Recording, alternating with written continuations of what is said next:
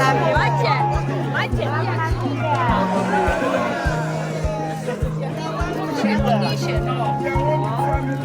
cię podniosę, stawaj tam.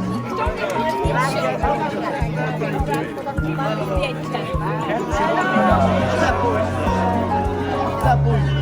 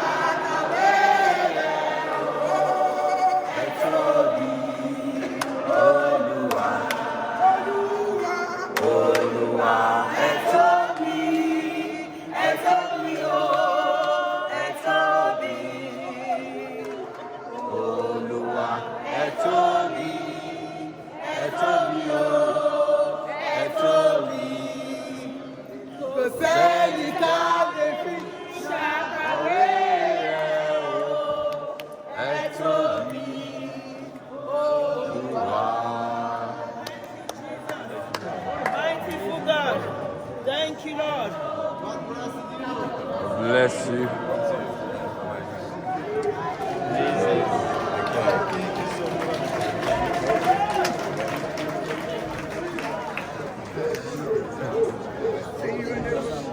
We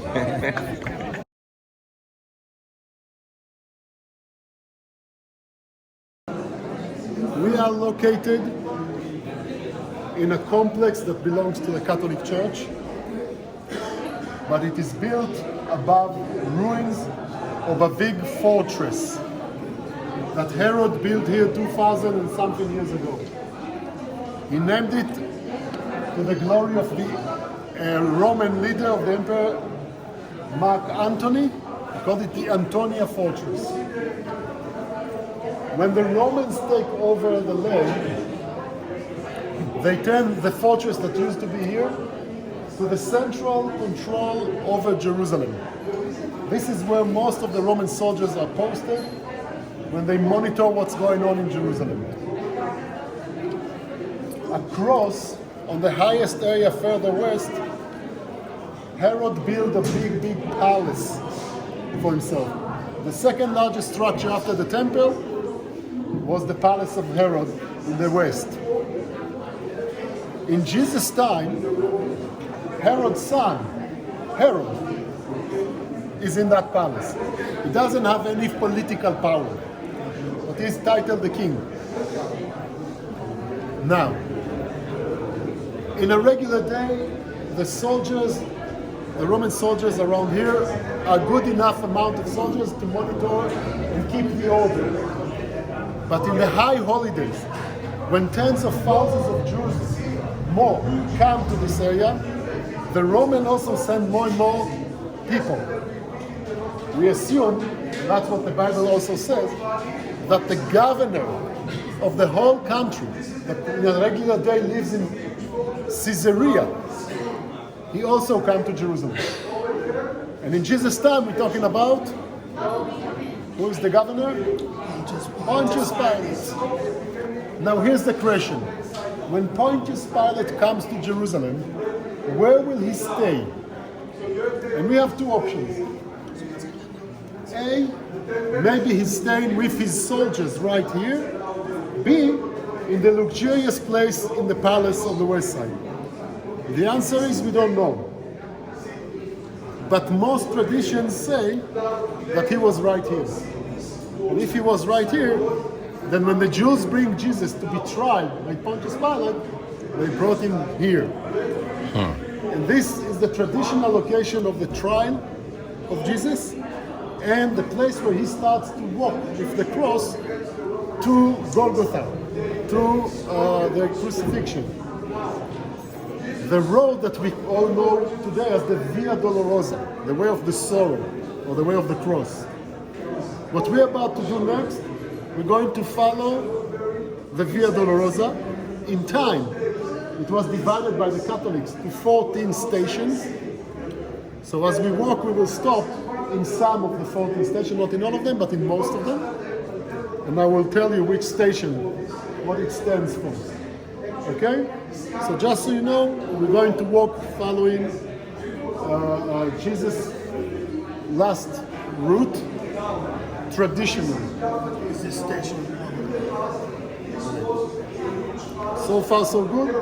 Mm-hmm. Now, station 1 is actually across the street and above. It's a Muslim school today, where they show the judgment place.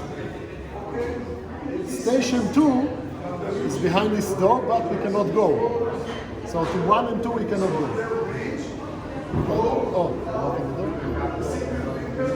But it's a small chapel, and the tradition is that this is where they force the cross on Jesus, and from here he starts walking. Around us, a few more, maybe a chapel over there, that talks about the crown of thorns, and about the purple gown, and about Barabbas, the guy that they released instead of Jesus. They all mentioned here, it's not part of the station. But this is the complex where people start walking the Via Dolorosa from.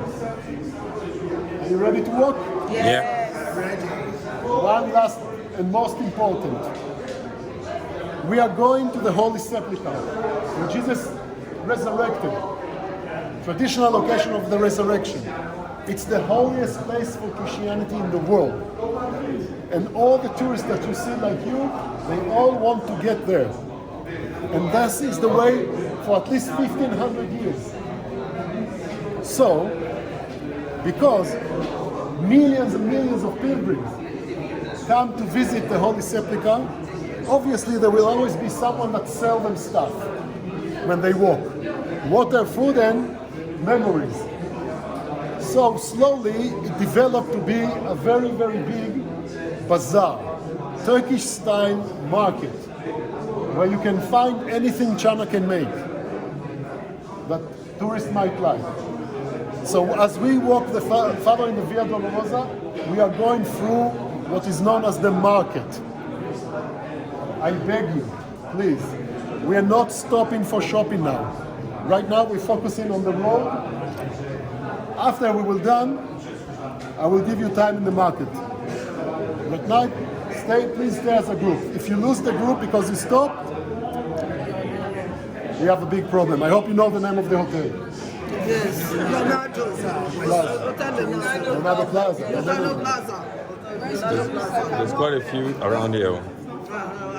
Who can be the last person? If I see him, I know we have everybody. Look at Joanna. There she is, yeah. She's not even listening. She didn't even listen to what I said. Hey, I'm saying go. I guess we'll have to hope. We'll be fine. Sorry?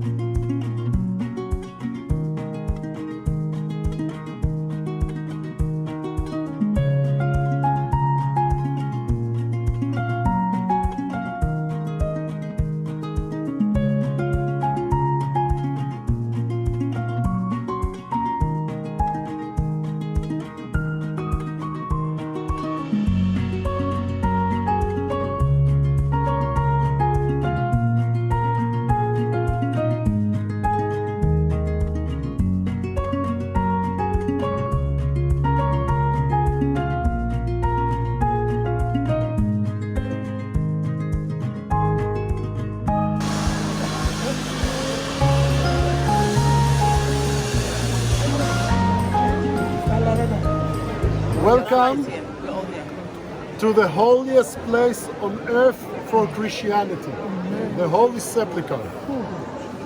According to the tradition, this is the location of Jesus' crucifixion, death, burial, and resurrection. Wow. If we follow the stations, station 9 is actually on the roof. Oh, And that's where they say he fell for the third time. Again, nothing about it in the scriptures. But the last 5 stations, 10 to 14, are all inside the church and they are all part of the Bible. Now, the story of this place actually starts in the 4th century. Queen Helen, we talked about her. She is the first person with authority to identify that underneath a building that the Romans built for Aphrodite lies the empty tomb of Jesus. She destroys the temple of the Romans. She identifies the cave because Jesus was buried in a cave. And like in Nazareth, she, not personally, she orders people to chisel the mountain away and isolate just the cave from the rest of the mountain. They build a big circle, it's called rotonda, around the cave and make the cave the center of the church. How did she know this is the right cave? Tradition. But it's a very ancient tradition and we don't have too many reasons to doubt it.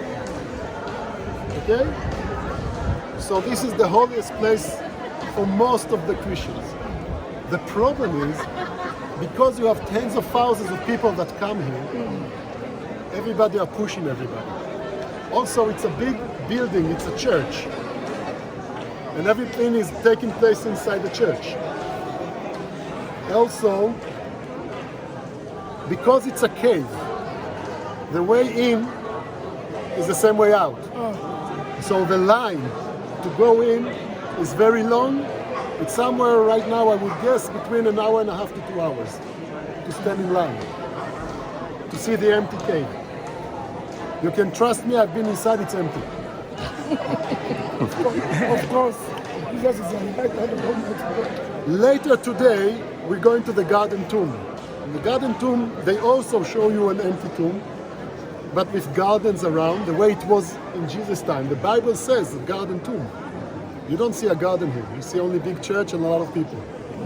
So maybe this is the right place, but it's the wrong atmosphere. In the afternoon, we will go to the place that is probably not the place, even though they say it is. Was the right But you'll see atmosphere. the right atmosphere. Okay. And that's also where you're going to celebrate. Okay. Okay, but still, this is the traditional site that most people come to. How many of you think they're brave enough to go in? It's not about being brave. I think it's. No, I'm joking. It's not about being brave. We know that Jesus Christ has risen and that the right hand of God. So we I don't want to wait in the lines. I don't I want you to see the size of the church Yeah. and the places where people, the last 5 stations. Okay. You want to all come in? Yeah. just going on. Take off your hat. We can't wait. Upstairs. Jesus died on Friday. And as I said, I didn't say. In Judaism, when someone dies, you have to bury him immediately. Every second outside the tomb is a disgrace to the dead. There's only one exception, not on Shabbat. Jesus dies on Friday afternoon. If they will wait a little longer, there will be Shabbat, and you will have to stay on the cross at least until Sunday morning. That's a big disgrace. And that's why Joseph of Arimathea is coming home. He pays money to the Romans, and they allow the Jews to take Jesus' body from the cross before Shabbat. They put him on the stone, they wash the body from the blood from the sweat. In Judaism, we don't put dead people in boxes. Wrap the body with brown, white linen, straight to the tomb. Okay? Before Shabbat. Friday afternoon. The tradition is that the stone down there, which is also the filtering station, is the stone they use to wash his body. So you can see a lot of people touching it. Tradition of it. So people touch it and kiss it and stuff. Because this body, Jesus' body touched this stone. A round stone that we call the rolling stone. Not the bed. Now, whenever someone dies in the family, the funeral goes into the tomb and they will put the body in one of the niches. Step out and roll the stone to close the entrance. Why do we need to close the entrance? The stench. That animals will not come in, that robbers will not come in. After a year, you come back to the tomb. You unroll the stone, you go in, what will you find? Bones. Then they had a box, it's called an ashtray, made usually from clay. They collected all the bones and put in that box and leave it in the big room. In this way they could use the same niche again. So one tomb is good enough for one family for generations. That's the idea. Joseph of Arimathea just finished making his own tomb. The greatest honor is to be the first one in the tomb. When he builds his tomb, it's for his own family for generations, but he should be the first one to go in when he will die. The fact that he gives Jesus his own family tomb before him is a great, great, great honor. Means that he really appreciated Jesus a lot. Obviously, when 3 days later the women come and find that the stone was rolled open and the angel says he's not here, he's risen, Joseph will never use the cave again. It's too holy. So 300 years later, when Queen Helena looked for the tomb of Jesus, she's looking for a tomb But there are no bones in the niches and no ossuaries, no boxes. New and never used and empty. Okay? She says one cave is the one. So she wants to make it the center, break the mountain all around, build the rotunda, this beautiful circle, and make it the center. But the minute this is identified as the tomb of Jesus, everybody wants to visit. So you have very long lines. But some people, they don't just want to visit. They also want to take a piece home. So as they go in, they take a chisel, break a piece. Wow! Enough that one person in a whole group does that, you can imagine how. Also, the fact that they isolated the cave from the mountain made it very fragile. So, in no time, when they realized that the tomb is almost completely gone, they built this structure, it's called a diku, around the tomb to protect it. Okay? But inside this structure, there is what's left from a nature cave that temple tampered with 2,000 years ago and made it a tomb. Is it really the tomb of Jesus? We cannot say, but maybe it can be, we don't know. Okay? Now, the line, as I see it right now, at least 2 hours. Because remember, you have to join over there. And every person that comes in must come out. It takes a lot of time. So, as a group, we will not do that. If you want to do it on your free time, you can join the line. Or again, trust me, I've been inside, it's empty. The tomb and the central church, the whole church network, controlled by the Greek Orthodox. The Catholic control this area, and you have other groups of Christians that have other corners. For example, the Assyrian, they have this chapter right there. They say the body of Jesus is in there. His head was where we are. All kind of tradition. Okay? Now, that's it for me. You can follow me and find a way out. You want to walk around and take some pictures? No? Let's go out? Well, the way we can, we will go out.